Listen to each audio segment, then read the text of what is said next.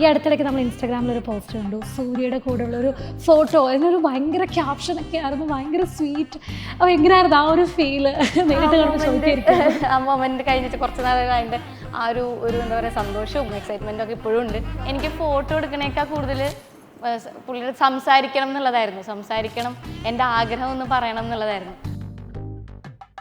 കഥ കേട്ടപ്പോൾ ഞാൻ ആകെ എക്സൈറ്റഡ് ആയി. കാരണം ഇങ്ങനെ ഒരു കഥ മലയാളത്തിൽ പറഞ്ഞിട്ടില്ല. അപ്പം ഞാൻ എൻ്റെ ആദ്യത്തെ ഇത് പോയത്, അയ്യോ ഇത് ഇവരെങ്ങനെയായിരിക്കും സ്ക്രീനിൽ കാണിക്കാൻ പോണേ എന്നുള്ളത്, ഇത് എങ്ങനെയാണ് ഇവർ എക്സിക്യൂട്ട് ചെയ്യുക ഈ ടീമിനെ എന്നുള്ളതായിരുന്നു എൻ്റെ ആദ്യത്തെ തന്നെ ഒരു എക്സൈറ്റ്മെൻറ്റും ക്യൂരിയോസിറ്റി ഉണ്ടായിരുന്നത്. ഫസ്റ്റ് ഷോട്ട് എന്തായിരുന്നു അറിയോ? ഞാൻ ഒരു ബാത്ടബില് ഞാൻ ഫസ്റ്റ് ഡേ ഒന്ന് ആലോചിച്ചു. ശരിക്കും പറഞ്ഞാൽ ആ ഒരു സീൻ ബാത്ടബില് അല്ല, ഞാൻ ജസ്റ്റ് മെസ്സേജ് വായിക്കുന്ന ഒരു ഇതായിരുന്നു. ആ വീട്ടിൽ ഷൂട്ട് ചെയ്യണ വീട്ടില് നവാസിക്ക നല്ലൊരു ബാത്ടബ് കണ്ടു. അപ്പൊ ഓക്കെ, ആ സീൻ നമുക്ക് ഇവിടെ ആക്കാന്ന് പറഞ്ഞിട്ട് എന്നെ നേരെ ഫസ്റ്റ് ഡേ ഞാൻ ബാത്ടബിൽ കിടക്കുക.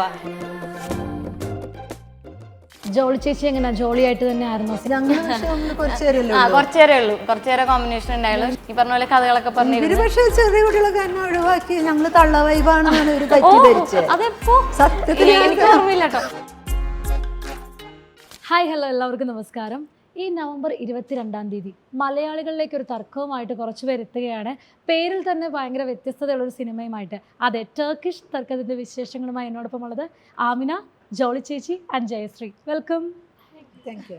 എനിക്ക് തോന്നുന്നു ആമിന നായികയായിട്ടുള്ള ഫസ്റ്റ് മൂവിയാണ് ടർക്കിഷ് തർക്കം. അത് നമ്മുടെ ലുക്കൂൻ്റെ കൂടെ ഭയങ്കര റൊമാൻസ് ഒക്കെ, നമ്മൾ ട്രെയിലറിൽ കുറച്ചൊക്കെ കണ്ടു. ലുക്കൂൻ്റെ റൊമാൻസ് ഒക്കെ കാണാൻ നമുക്ക് ഭയങ്കര ഇഷ്ടമാണ്. എങ്ങനെയായിരുന്നു അപ്പം ഈ ഒരു സിനിമയിലേക്ക് എത്തിയത്? എങ്ങനെയായിരുന്നു? ഓഡിഷൻ ആയിരുന്നു.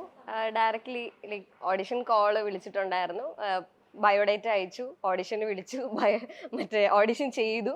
എന്നിട്ട് എനിക്കൊന്ന് 2 റൗണ്ട് ഓഡിഷൻ കണ്ടുണ്ടായിരുന്നു. സെലക്ട് ആയി. അങ്ങനെ ഭയങ്കര ഒഫീഷ്യൽ ആയിട്ടാണ് ഇതിലേക്ക് ഞാൻ കയറിയിട്ടുള്ളത്. And it was a nice experience working. Jolly ചേച്ചി, ടർക്കിഷ് തർക്കം എന്നൊരു സിനിമ നമ്മളിലേക്ക് വരാൻ പോവാണ്. അപ്പം എങ്ങനെയാണ് ചേച്ചി ഈ ഒരു സിനിമയുടെ പാർട്ടായത്? ഞാൻ ഇതുപോലെ തന്നെ എന്നെ ഡയറക്ടർ നവാസാണ് ആദ്യം വിളിക്കുന്നത്. ഈ കഥാപാത്രം ഞാനതിൽ ത്രൂ ഔട്ട് ക്യാരക്ടർ അല്ലെങ്കിൽ പോലും വളരെ ഇമ്പോർട്ടൻ്റ് ആയിട്ടുള്ളൊരു സ്പേസിലാണത്. അപ്പോൾ കഥ കേട്ടപ്പോൾ ഞാൻ ആകെ എക്സൈറ്റഡ് ആയി. കാരണം ഇങ്ങനെ ഒരു കഥ മലയാളത്തിൽ പറഞ്ഞിട്ടില്ല, ഇത്തരമൊരു തീം മലയാളത്തിൽ പറഞ്ഞിട്ടില്ല. അപ്പോൾ ഞാൻ എൻ്റെ ആദ്യത്തെ ഇത് പോയത്, അയ്യോ ഇത് ഇവരെങ്ങനെയായിരിക്കും സ്ക്രീനിൽ കാണിക്കാൻ പോണേ എന്നുള്ളത്, ഇത് എങ്ങനെയാണ് ഇവർ എക്സിക്യൂട്ട് ചെയ്യുക ഈ ടീമിനെ എന്നുള്ളതായിരുന്നു എൻ്റെ ആദ്യത്തെ തന്നെ ഒരു എക്സൈറ്റ്മെൻറ്റും ക്യൂരിയോസിറ്റി ഉണ്ടായിരുന്നത്. അപ്പോൾ എനിക്ക് തോന്നുന്നത് ഇതിനകത്ത് ഒരുപാട് ക്രൗഡൊക്കെ വരുന്നുണ്ട്. ഒരു ഗ്രാമമാണ്, ഒരു ഗ്രാമത്തിനകത്ത് നടക്കുന്ന ഒരു വിഷയമാണ്. അതിനകത്ത് ഫാമിലി ലൈഫ്, റൊമാൻസ്, ത്രില്ലർ എല്ലാം ഉണ്ട്. അപ്പോൾ ഇത് സാധാരണ വെച്ചാൽ ഒരു സമൂഹത്തിലുള്ള കാര്യമാണ്, ജീവിതമാണ്.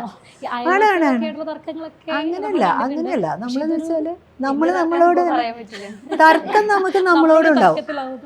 അല്ല, തർക്കം എന്ന് പറഞ്ഞ വാക്ക് കേൾക്കുമ്പോൾ നമുക്ക് എപ്പോഴും മനുഷ്യർ അങ്ങോട്ടും ഇങ്ങോട്ടും തർക്കിക്കുന്നു. അയൽവക്കക്കാർ തർക്കിക്കും, കൂട്ടുകാർ തർക്കിക്കും, നമ്മൾ സിബ്ലിങ്സ് തർക്കിക്കും, കാമുകനൊക്കെ തർക്കിക്കും. അപ്പം തർക്കം ഒരു മോശം കാര്യമല്ല, അതൊരു ഗ്രോത്താണ് തർക്കമുള്ളത്. അപ്പോൾ എനിക്ക് തോന്നുന്ന സിനിമ അങ്ങനെ ഒരു ഗ്രോത്ത് തർക്കത്തിലൂടെ കൊണ്ടുപോകുന്നുണ്ട്. അതാണ് നമ്മൾ കാണേണ്ടത്, സ്ക്രീനിൽ കാണേണ്ടത്. ജയശ്രീ, എങ്ങനെയാണ് ഈ ഒരു തർക്കം സിനിമ, ടർക്കിഷ് തർക്കം ഇതിലേക്ക് എത്തിയത്? അതെ, ടർക്കിഷ് തർക്കത്തിലേക്ക് എത്തിയത് എനിക്ക് അറിയുന്ന ഒരു അസോസിയേറ്റ് ഡയറക്ടർ ഉണ്ട്, സേതുവേട്ടനും ഷെഫീഖും. അങ്ങനെ അവരാണ് നവാസ്കയുടെ അടുത്ത്, ഡയറക്ടറിൻ്റെ അടുത്ത് എൻ്റെ പേര് പറഞ്ഞതും. അങ്ങനെയാണ് ഞാൻ ഈ സിനിമയിലേക്ക് എത്തുന്നത്. ഇതുപോലെ പറഞ്ഞ പോലെ തന്നെ കഥയും എക്സൈറ്റഡ് ആയിരുന്നു. അതുപോലെ ക്യാരക്ടർ ആണെങ്കിലും ചെയ്യാനുണ്ടല്ലോ, അല്ലെങ്കിൽ ഇത് ചെയ്യണമെന്ന് തോന്നി ഒരു സിനിമയാണ്.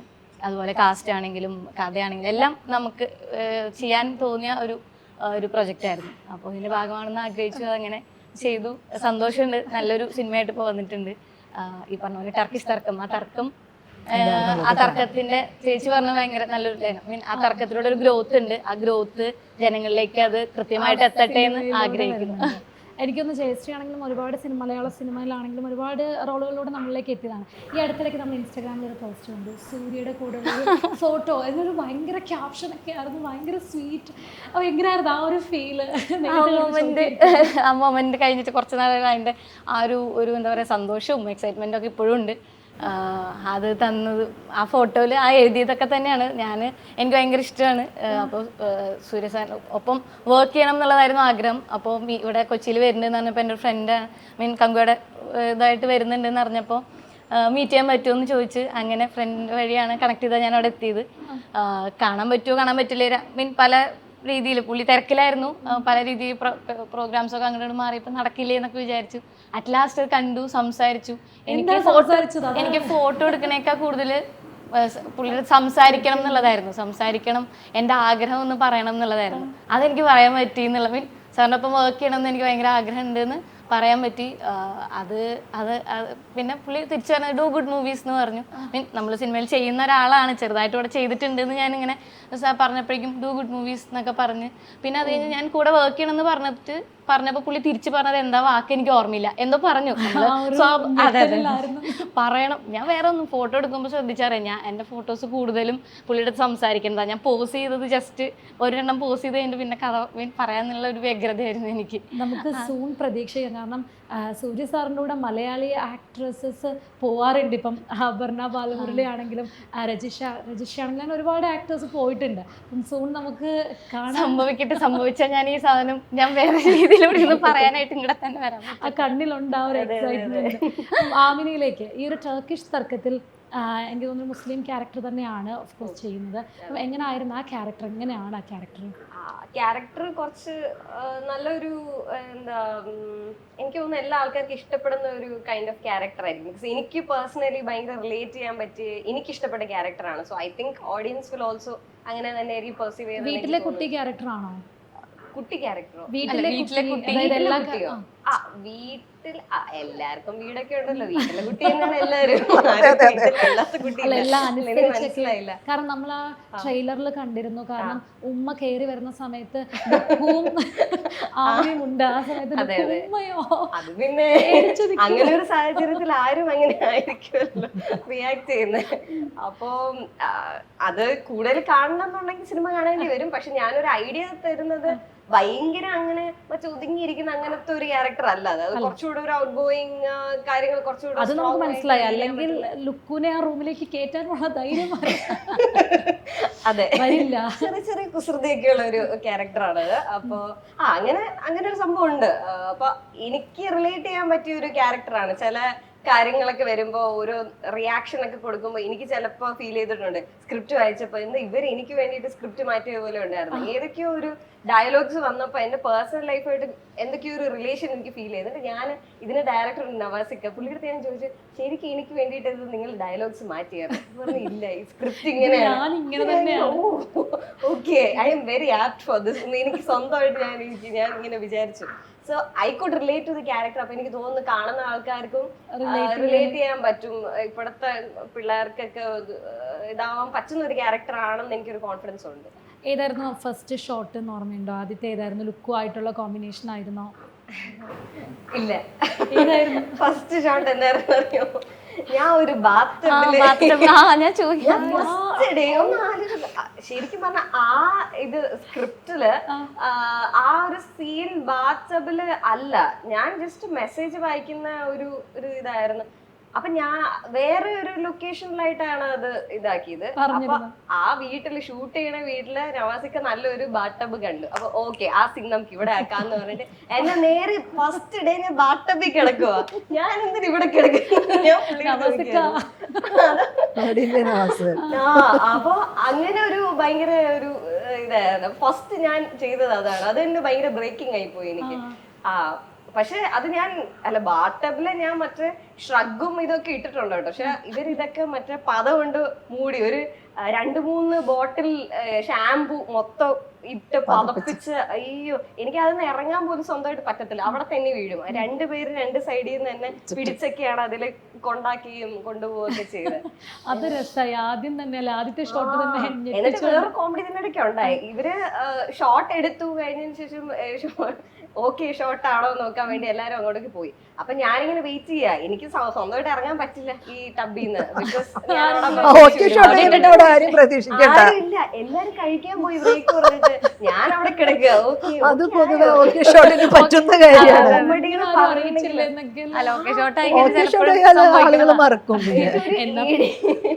ഏടി ഒരു പെൺകുട്ടി ആ വഴി കൂടെ നടക്കണ്ടായിരുന്നു. അപ്പൊ ഞാൻ അനുശ്രീ ഞാൻ തോന്നുന്നു പേര്. ഞാൻ അയോട് ആയോ ഓക്കെ ആയോ ആയോ ഞാൻ ചോദിച്ചപ്പോ അയ്യോ അതിനെല്ലാരും കഴിക്കാൻ പോയല്ലോ.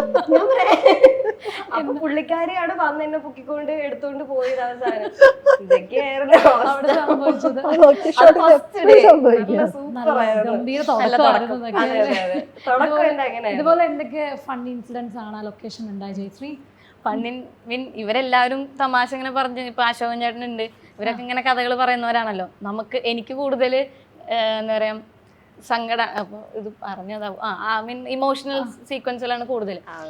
അപ്പോൾ നമ്മള് ഷോർട്ടിന് നിൽക്കാൻ നിൽക്കുമ്പോഴേക്കും അശോകേട്ടൻ അതിന് തൊട്ട് മുമ്പ് വരെ കഥ പറഞ്ഞുകൊണ്ടിരിക്കുകയായിരിക്കും. നമ്മൾ അതിൽ നിന്നിട്ട് വേറെ അങ്ങനത്തെ കഥകളും പണ്ടത്തെ കഥകൾ, അശോകേട്ടൻ കുറെ കഥകൾ പറയണ്ടല്ലോ, ആ കഥകളൊക്കെ ഭയങ്കര രസകരമായിട്ട് കേട്ട് പറയുകയും ചെയ്യും, നമ്മളത് കേട്ട് നിൽക്കുക.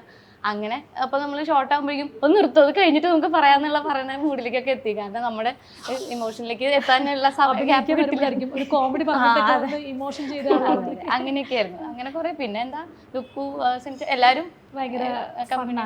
ഇതിലെ ജയശ്രീ ഏത് ക്യാരക്ടറാണ് ചെയ്യുന്നത്? ഞാൻ അശോകൻ ചേട്ടന്റെ മകളായിട്ട്, അശോകൻ ചേട്ടനും ശ്രീരേഖ ചേച്ചിയുടെയും മകളായിട്ടുള്ള ക്യാരക്ടർ, ലുക്കുവിന്റെ സിസ്റ്റർ ആയിട്ടുള്ള ക്യാരക്ടറാണ് മിൻഹ എന്ന് പറഞ്ഞ ക്യാരക്ടറാണ് ചെയ്യുന്നത്. അപ്പൊ ത്രൂ ഔട്ട് ആ മൂവിയില് മൂവിയിൽ പ്രസൻസ് ഉണ്ട്.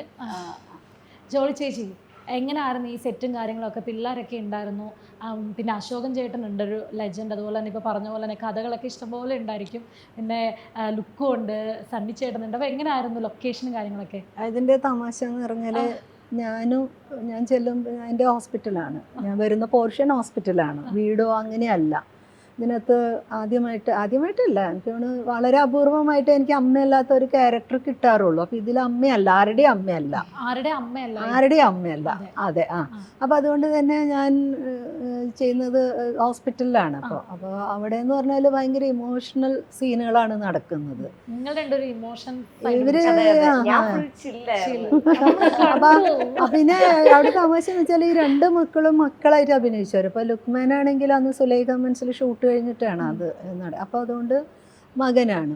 സണ്ണി വെയിൻ ജൂണിലും മകനായിരുന്നു. അപ്പം അവിടെയുള്ള രണ്ട് മക്കളും ഉണ്ട് അവിടെ. ഉണ്ട്. പിന്നെന്ന് വെച്ചാൽ എനിക്ക് തോന്നുന്നു അവിടെ പൊതുവെ ആ സെറ്റിൻ്റെ ഒരു പ്രത്യേകത എന്ന് പറഞ്ഞാൽ നമ്മൾ എല്ലാ ആർട്ടിസ്റ്റുകളായിട്ടാണ് കണക്കാക്കുന്നത്. അതായത് ജൂനിയർ ആർട്ടിസ്റ്റുകൾ ഈ അങ്ങനെ ഇല്ല, അങ്ങനത്തെ ഒരു ഡിസ്ക്രിമിനേഷൻ ഫീൽ ചെയ്യാത്ത വിധം.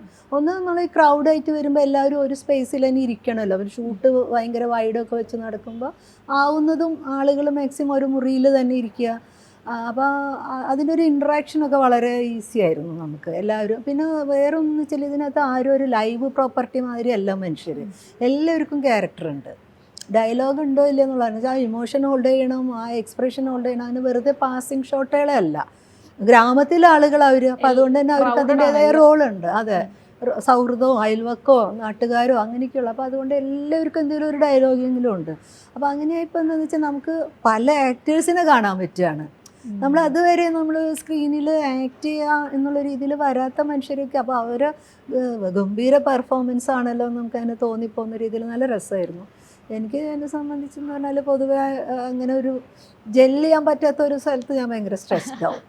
നമുക്ക് മനുഷ്യർ അങ്ങോട്ടും ഇങ്ങോട്ടും മുഖത്ത് നോക്കി സംസാരിക്കാൻ പറ്റുന്നവരുടെ ആണെങ്കിലാണ് എനിക്ക് തോന്നുന്നത് അത് ആക്ടിങ്ങിന് മസ്റ്റുമാണ്. നമ്മൾ ഒരു ഇമോഷൻ വർക്ക് ചെയ്യണമെങ്കിൽ ആ ഒരു റാപ്പോ ബിൽഡപ്പ് ചെയ്യണം. ഞങ്ങൾ പക്ഷെ കുറച്ച് നേരം കോമ്പിനേഷൻ ഉണ്ടായിരുന്നു. ഈ പറഞ്ഞ പോലെ കഥകളൊക്കെ പറഞ്ഞു. ഇവര് പക്ഷെ ചെറിയ കുട്ടികളൊക്കെ എന്നെ ഒഴിവാക്കി ഞങ്ങള് തള്ള വൈബാണെന്നാണ് ഇവര് തെറ്റിദ്ധരിച്ചത്. സത്യത്തിൽ തള്ള വൈബാണെന്നുള്ള രീതിയിൽ ഞങ്ങളൊക്കെ ഒഴിവാക്കി. ഇല്ല, പക്ഷെ ഈ മോളുണ്ടായിരുന്നില്ല. കഥ പറഞ്ഞു, കുറച്ച് കഥകൾ പറഞ്ഞു. അതാണ്, അത് നമ്മൾ ചോദ്യം ചെയ്യുന്ന കാര്യമാണ്. അതാണ് പേര് പോലെ തന്നെ. കഥകൾ പറയാനും കാര്യങ്ങൾ പറയാനൊക്കെ ഇങ്ങനെ. അതെ, ഫുഡ് ഐറ്റം ഒക്കെ കൊണ്ടുവന്നോ, എന്തെങ്കിലും പ്രിപ്പയർ ചെയ്തൊക്കെ തന്നോ? അതിന്റെ ആവശ്യം വന്നില്ല, ഇവരെല്ലാം സീസൺഡ് ആക്ടേഴ്സ് അല്ലേ ഇവര്.